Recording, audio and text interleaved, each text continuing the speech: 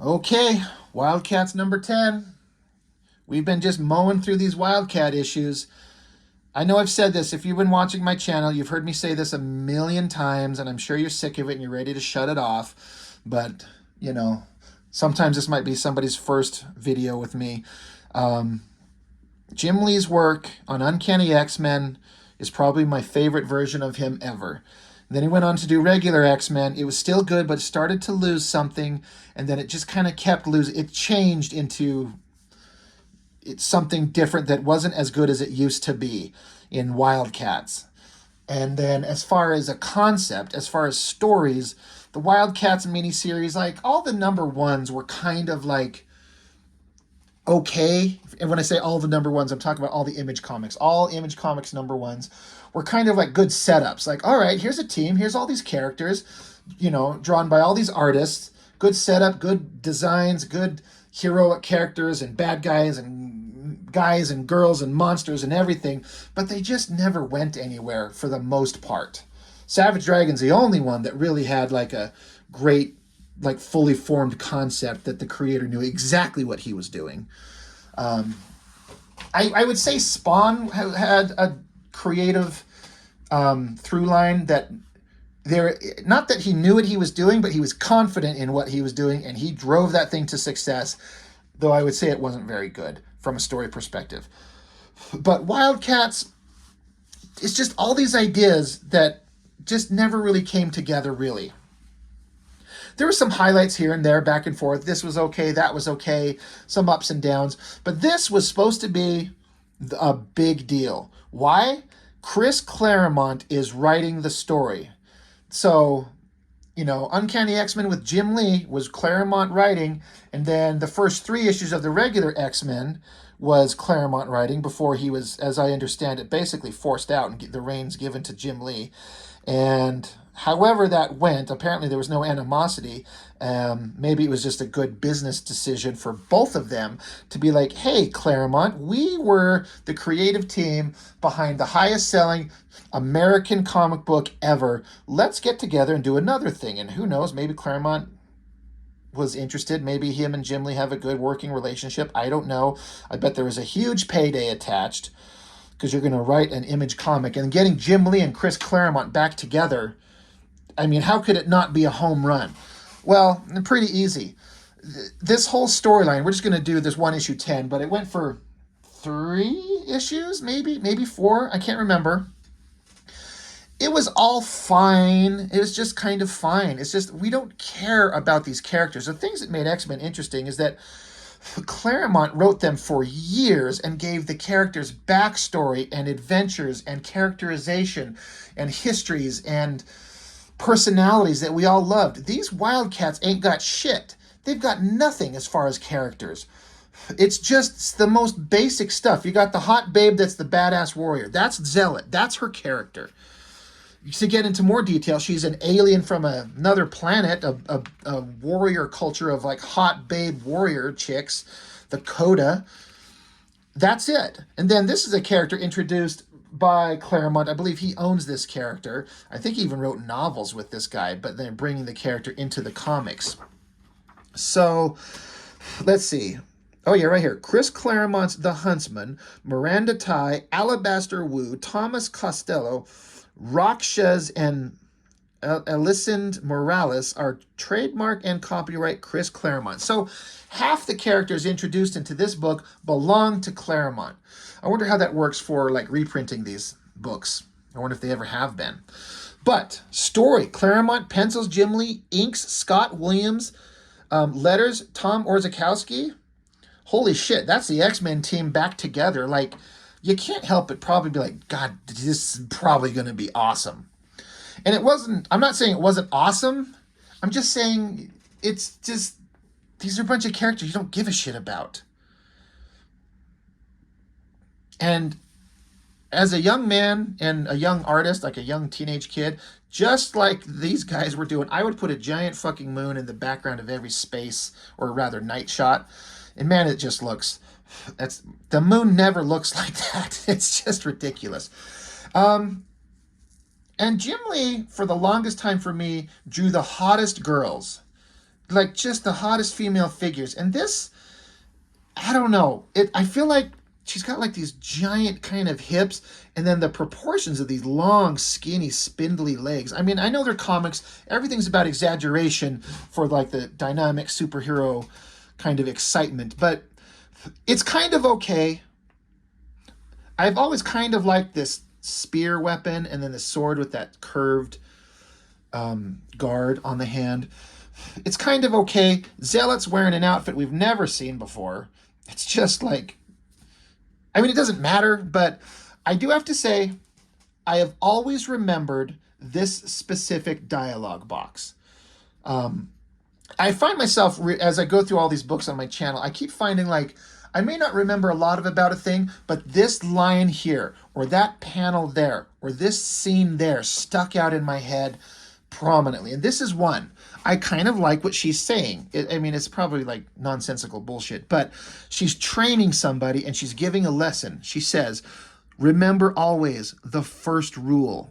The weapon is the extension of the flesh of the mind of the soul.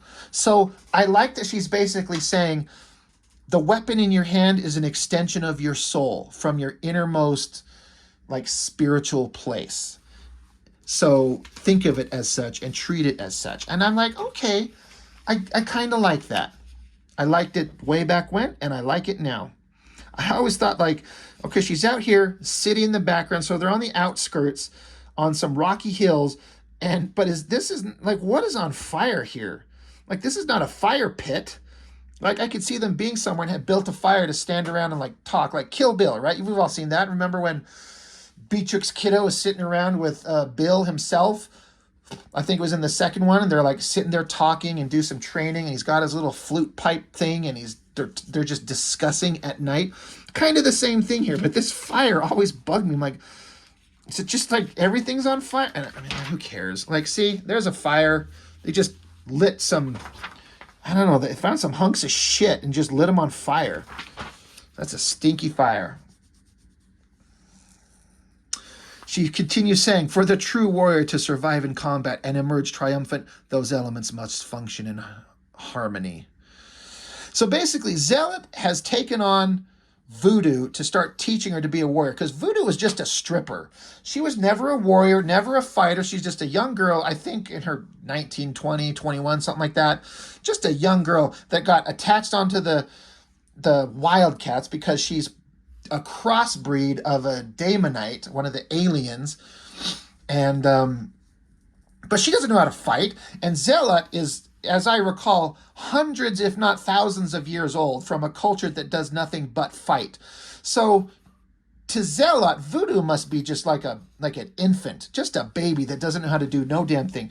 So Zealot's like, I'm going to train you to fight. And Voodoo's like, well, Spartan's teaching me. She says I've got some great moves. And Zealot's like, the cyborg is skilled, but ultimately limited. He is a machine. You are one of the chosen. His province is in the purely physical. Yours encompasses much more. Your heritage and powers impose an obligation, child, to use them to their fullest potential. So Voodoo's like, well, fine, but no way does that mean you get to turn me into one of your secret society of babe assassins. So that pisses Zealot off. She's like, a coda of that fate, Voodoo, you have need no fear. So I like already, I talk about, I kind of like sing the praises of Claremont on X-Men, and I also on occasion kind of call him out for some of the ridiculous dialogue and the phrases that he has his characters say. And all of that is true in these stories here in Wildcats. But Claremont is interjecting some story. He's trying to add something that's never been here before. Ancient warrior teaching a young kid, and she's like, well, the robot, the android's teaching me. And she's like, right, he's kind of okay, but he's limited. He's just a machine, and your powers are more than physical. You have these abilities that are more than that. So you have an obligation to learn how to use them. So Claremont's adding some story to these characters that wasn't there before. And I like it. And Voodoo's kind of got to be put in her place. She's like, bitch, get your sword out of my face. And Voodoo, or rather Void, Jesus Christ, Zealot smacks her to the ground and puts the weapons to her throat. And she's like, this is not a game. and death is the least you have to fear. The fates have marked you. Get used to it, because because other lives depend on yours. So she's like, look, you're part of something bigger. You need to take this seriously. Pretty good artwork. Again, I kind of like, I both like Jim Lee's female figures here, but also kind of like this big, thick hip area just feels kind of off. I feel like he's done better figures. It's like the harder he tries, the worse it gets. If he just kind of casually draws it out, things look better. That's just an opinion. I could be wrong. Anyway, they have their little moment, and suddenly in the background, conveniently right near them, a giant explosion, and looks like a shredded ass, ripped up ship, like a boat, appears out of the sky, slams onto the ground. It's burning, and they see a guy up there, and the guy gets shot in the back, falls to the ground in front of them. So, all right, the adventure's starting. I mean, our characters just happen to be in the right place at the right time for an interdimensional portal to shit out a giant rusted-ass destroyed boat, and some dude gets shot in the back, but he's still alive. I mean, we've seen this a lot. You can get shot by lasers and guns and everything in the universe, and you're just kind of like hurt. You're kind of fine. But this guy's like, in mercy's name, help us. Well, help him from what? So the girls look up, and there's this, up on the deck of this boat where the guy was, he got shot off, there's this creepy looking lizard thing with a cape and a phaser. And he says, the bright and burning threads of your days has run out, Alabaster Woo, as it has for all those who trusted you. So Voodoo's like, Zealot, is that a daemonite? She's like, it's a form I've never seen, Voodoo, but he's got some like sick rhymes. So giant lizard guy jumps down, starts shooting. So I always thought this was pretty awesome. Zealot being the centuries-old badass warrior babe. She's like the perfect warrior. She just leaps through the air, deflecting some of the laser blast from stupid lizard man's gun with her sword here and deflecting it off the little ninja star connected to her wrist. Yep, she's got him over here too. Close-up of the gun, close-up of the sword, and then the sword just cuts, and then Zealot has landed. I like that shot. The storytelling works. She leaps, cuts, and the guy's hand is on the ground. But not just his hand, but his fucking headless body drops to the ground. There's his body, and there's his head. She cut his head off, too. I don't know how you cut in one sweep, one slice, extended hand and head. I mean, I guess it could work. Anyway, Zealot's standing there, kind of looking hot. Voodoo's going to puke. So Zealot's like, all right, care for the dude who jumped down there. Make sure he's okay. I'm going to climb this chain up into this boat and go see if there's anything I can do to help, if there's anybody else that needs help. So Voodoo looks, and the guy, he's like, he's just picking himself up, taking off. And this guy, he's saying the rockas, this lizard creature that got its head cut off, he says, a raksha's life is not as ours, neither is death. He says, I haven't the strength to help, too much at stake to take the risk. Forgive me. So basically, he's like, I'm sorry, he's too weak to help, but there's something bad going to happen. And while he's leaving, these tendrils shoot out of this lizard creature's body, grab her, start, I don't know, absorbing her, something to that effect, and she just screams no. So Zealot doesn't know what happened. So Voodoo got captured and something bad happened to her. I'm like, okay, all right. I'm already a little bit more interested. Zealot's got her double blades out, wading through the ship, runs across this kid, a child, who's alive. Another lizard guy shows up, so she stabs it in the guts. I like that she's got two swords, but I like how it shows that she dropped one and put both hands on the hilt of the other sword to stab it through this guy. They tumble, crash, fall into a whole slew of these things. So Zealot starts taking them on. I like this shot of her stabbing him. I like this shot, this long panel of her like fighting there. Like, I feel like Jim Lee's giving it his all. It feels like he's really trying in this. There's been times where you kind of feel like maybe he wasn't interested quite as much, but I feel like he is here. And he should. It's Claremont writing. It's reuniting the team. Meanwhile, while she's fighting, we go back to the kid, and there's this voice. It's the Huntsman. It's this guy. This is where we're being introduced to him. he says, "Hey, hang out. I'm going to go help her. She's risking her life to help us. The least we can do is go do the same." So he jumps down, yelling, "Ki!" I mean, all right. Jumps down, carrying the sword that she dropped, and just dives in there, and they just both start chopping people up. Again, I always like the shot of Zealot down there. I like that kind of heavily lit face on her. Kind of works. This pose on this guy is a little goofy, kind of too posed, but that's fine. They eventually chop them all to death, and they win. And he's like, "Bless my soul, I think we're done." So I like how she like swings back and deflects, clangs their swords together. Now, I think I missed it.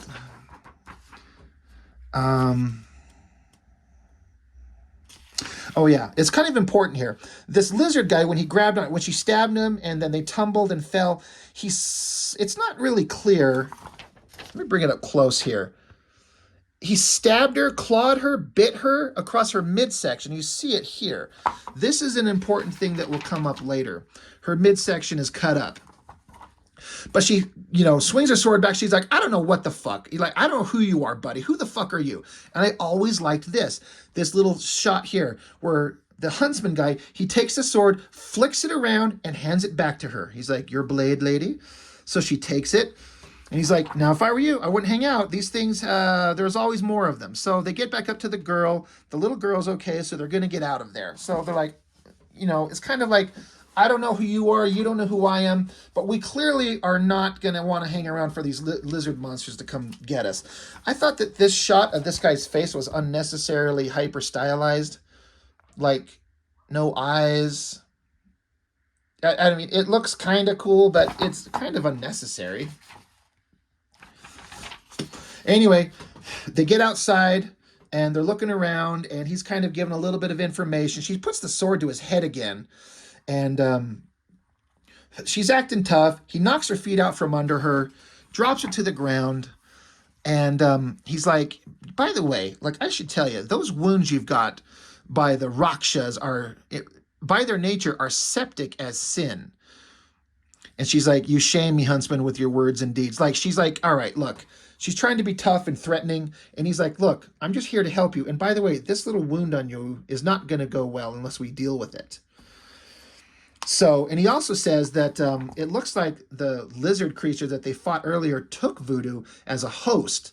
So that's not good. It is probably your friend. And Zealot saying Voodoo's power is formidable, but it also leaves her dangerously susceptible to possession. She lacks the training of mind and spirit as much as the body necessary to properly defend herself. So they're talking like, all right, Voodoo's probably taken over. Cops are showing up. They got to get out of there. So, okay, I'm, kind of on board. So the cops show up and start looking through the ship, and they see all manner of ungodly shit that they don't know what the hell it is. They're like, "Oh my God." Now, as I remember, the Huntsman and then this girl and this guy, these are all characters, like it said in the beginning, that are Claremont's property. But I think he wrote books with these characters in them, like novels. Anyway, the guy, he's trying to make a phone call to Jacob Marlowe, can't get through. We cut back over to, we got Voodoo in her emaciated body, for she got possessed. She runs across these three guys. There were two guys and a girl. They're like, "What the hell? Something's wrong with this girl. Somebody call an ambulance." So they rush over to help her, and in like stereotypical bullshit Chris Claremont fashion, somebody has to forcibly kiss another person. You've seen Claremont have Rogue do this all over the place. I've seen Psylocke do it. Yeah, like Wolverine do it. Like, everyone's kissing everybody. It's fucking stupid. Like, get over this kissing thing. Kisses him, blows him up, and like she sucks up his life energy. And now she's not an emaciated looking monster. She's kind of hot, sexy Voodoo again. Other dude runs over, so she backhands him and kills him. Then she shoots out a gross tendril arm, grabs onto the girl, and makes out with her. They have a giant exploding like orgasm death here. And so now she's like, all right, I'm back at my peak form. And now she has to like go find somebody. Well, she's chasing down this alabaster woo guy. There he is, the guy who fell out of the boat at the beginning. She's going to go chase him down and get him. All right. A train's coming along, so he gets on the train, but she's hanging outside the window. It's kind of silly. Busts through the glass. He kicks her in the face and kicks her out of the train. There was a lot of storytelling that went on in just a few panels. We go from the guy is not even in the train to totally in the train. The girl gets in the train, and he kicks her, and she's out of the train by the end of one page. So that's a lot of storytelling to do. So she jumps down, and now, again, she's possessed by an evil lizard monster, but she has all of Voodoo's memories. So she goes into, like, secret bullshit mode and calls the Wildcats to be like, hey, these creatures attacked. She's totally going undercover. They don't know that she's possessed, so the Wildcats are being duped. So we get back. Jacob Marlowe finally meets up with this Alabaster Woo guy. They talk. The Wildcats show up. And this is where it gets into a little bit less interesting. The Wildcats are here. The villains that the Wildcats have fought before. What are the names of these assholes? The team. But anyway, it's Attica and Providence is this chick. I can't remember the names of all of them. Just a bunch of stupid, generic bad guys from the Wildcats. And it's kind of stupid. But you see here at the end of this panel, Voodoo's like, aha, like she lulled them into a dangerous situation, and there they are. They're trapped. Wildcats are going to have to fight the bad guys. Now, we've seen that a million times before. So, and that's the end of the story. So, upon rereading it, it's a little bit more interesting the way it started out, because we're taking these characters that we've followed for several issues, these Wildcats, Voodoo and Zealot specifically, and they have no character really, but Claremont's giving them a little bit and putting them into a situation that's got some setup, and we're building towards a thing. So it's kind of a little bit more interesting than before, and I feel like Jim Lee's throwing his all into it. I don't think it said in the beginning. Let me double check. Color separations, ink assists. So, Scott Williams had some ink assists, but there's no pencil assists. At least it doesn't say so. So I feel like Jim Lee was giving it everything, and he should, because it's a big deal. So, and just a quick, these books for a long time had these little backups. It's like they were, Wildstorm Studios was giving a lot of these guys, like, here's a short story. We're going to throw it in the back of one of the regular books. So I had never heard of this H.K. Proger as a writer, but Ryan Benjamin, Tom McWeeny on the art team. Tom McWeeny is a great inker. I think he did the best work over Joe Mad. That's when Joe Mad looked the best, is I think when Tom McWeeny was doing them. But Ryan Benjamin, again, I got to say this. I am not sending any disrespect to the man. He's pretty damn good, all things considered, for very early work. But it's just, as most of these guys were, early Jim Lee clone stuff. Now, he's really good these days. I follow him on social media. He's doing all kinds of instructional art how-to videos, and I've already learned a couple of really good, useful things from watching them. Seems like a really nice guy, really talented. He's been in the game for a long time. But when he started, this is pretty damn good. I got to say that when you look at the people that Liefeld picked up on year one, most of them were pretty terrible. When you look at the guys that Jim Lee picked up year one, they're pretty damn good to start. I think Silvestri's studio at Top Cow was the same, where the guys that they picked up when they were young and fresh weren't quite fully formed yet, but they were pretty damn good. Liefeld picked up a lot of guys that were not good to start. Now, most of them became good, for sure. Ryan Benjamin, though, this is just bad Jim Lee type artwork. It's not, he hadn't become who he would become. This shot of him running and these, I mean, this is like a Tommy gun. Can't really see it here. And then a World War II rifle. They should have been a lot bigger and a lot better looking. It's kind of, the figure's okay, the tilt is good, but the guns are just lacking. But he really nailed it over here. This is a pretty awesome shot. The foreshortening coming forward. It's got it's a 45, the Colt, right? But he even had the slide coming back in the shot and injecting spent shells. He's putting in some effort there. He's getting it. But I don't know. He's just this is the most boring story ever. It's just a setup that this guy's a badass, and at some point he ran into Zealot way back in time, and they became friends. That's it. That's the end. Nothing really there. This ad was very interesting to me. Wetworks, a long time coming, but worth the wait. Like delayed by like 2 years.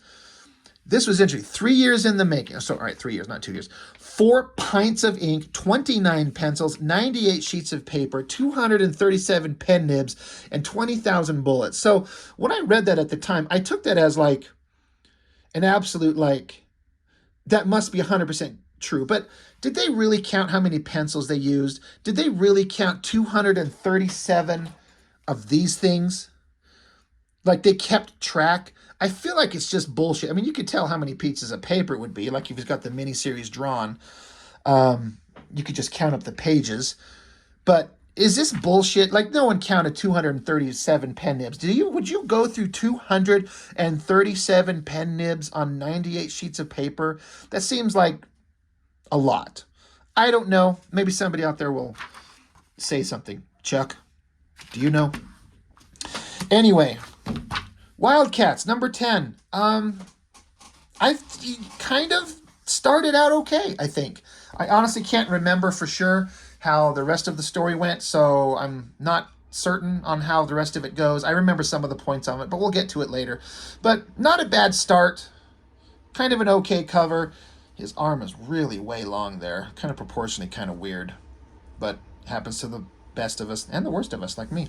Anyway, not a bad start. So, kind of okay. Wildcats number 10. So, that's it. That's all I've got for now. Thanks for joining me. See you later.